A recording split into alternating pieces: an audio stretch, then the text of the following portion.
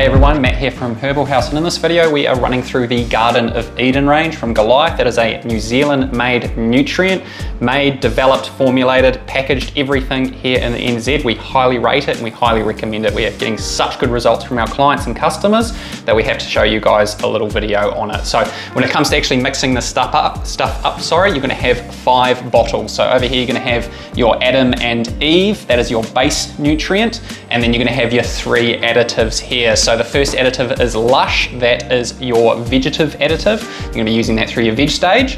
Over here we have Rapture, that is your early bloom additive, and then you're going to transition to Heavenly Harvest, that is your late bloom additive. So this is a comprehensive package, and this is essentially all you need to get up and running. Now over here we do actually have some additives. We have silica, we have CalMag, pH up and pH down. So these are not a requirement, but they can be nice to have depending on the situation. So pH up, pH down, quite straightforward. You're going to use that to correct the pH of your water because it is very important to have a tuned in pH for your plants to absorb the right minerals, because at the wrong pH they simply won't absorb those. So you want to use that to correct it. We have CalMag. CalMag is going to be used for things like typically hydroponics and cocoa, where the cocoa medium wants to sap out the calcium and magnesium. So you use this to help offset that. It can also be useful for things like deficiencies.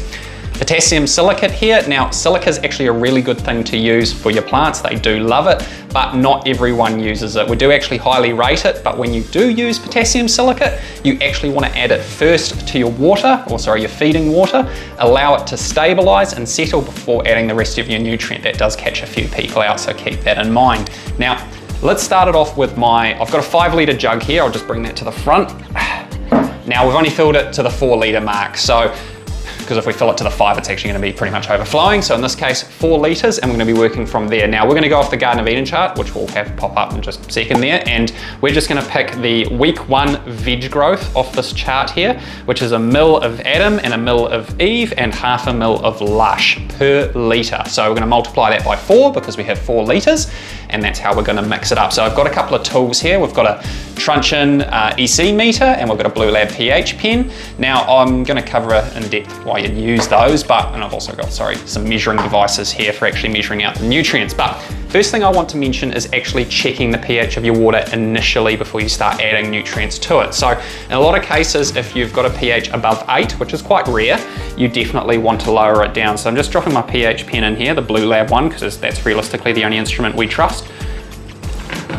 Okay, so we've seen it stabilize at about 7.2, 7.1, so that's okay for us to get started and start adding nutrient. Now, so I will mention, if you are adding potassium silicate, which plenty of people do, you want to add the potassium silicate first to your feed water, and you want to allow it to sit and stabilize before you add the rest of your nutrient. And in some cases, pH correct right after you add the potassium silicate, and then add the rest of your nutrient, regardless of brand. That's quite a common trait with silicates. They need to be added first, otherwise you get this cloudy, bonded mess, and it's not very effective. So just keep that in mind. So just checked our pH, we're below 8, so we're good to start adding some of this stuff here. So I'm just going to crack open these bottles, and like I said, the feed that we're starting with is what have I got here? 1 ml of Adam, 1 ml of Eve, and half a ml of Lush per litre. So just multiply that by 4. So I'm just going to crack these open and take some out. All right, so we're going to need 4 mils of Adam. So I've got my little pipette here that we've been using in the showroom to help measure this out, and it's pretty darn small. It does about 1 mil at the very top. So I'm just going to take 4 of these.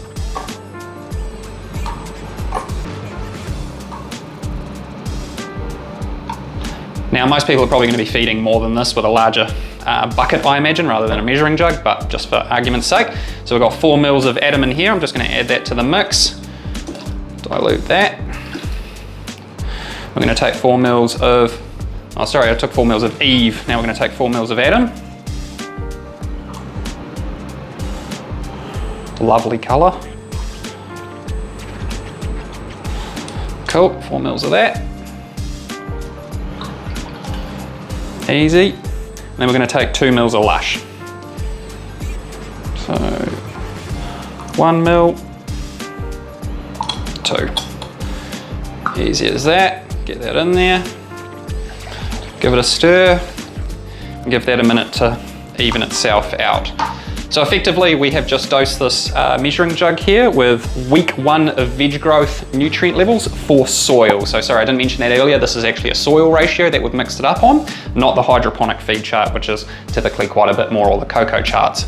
So once that settles, what we're going to do is, because we've got the instruments here, I'm just going to give you guys a ballpark on what we're looking at for EC and pH. So what I'll do is I'll just stir that up with the EC meter. So this is going to measure the strength of the nutrient mix that we've got here.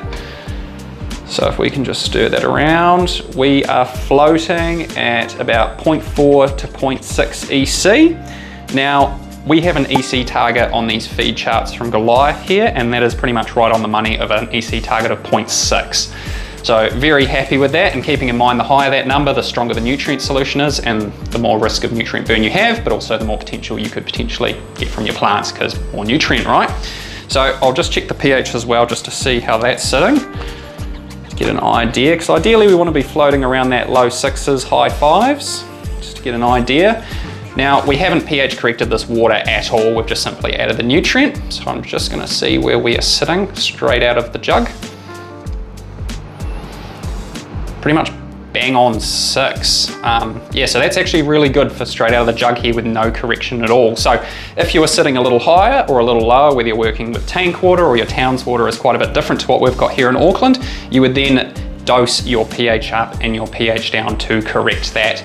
Let it stabilize and then feed it to your plants. It really is that easy. So keeping in mind, we get a lot of questions about what sort of frequency should I be watering my plants with this stuff. Soil's a bit of a difficult one, because depending on the composition of your soil, where it came from, how much nutrient it has available to your plants, and how much mass it has for your plant to be exposed to, all influences how often you should feed. So for soil, we generally recommend starting on the lower side, so maybe twice per week, and sort of adjusting from there to find out where your plant's going to be happy, because the larger the plant grows, the more it's going to be consuming the soil that it's sitting in, therefore reducing the amount of nutrient available to it, where you will start stepping in and add more there. If you're working with cocoa or hydroponics, you're going to be using this pretty much every single time, because it has no nutrient available to it. So I hope this has sort of helped give you guys an idea of how to apply the Garden of Eden range, and if you have any questions at all, please get in touch with us here at Herbal House. Thanks for watching.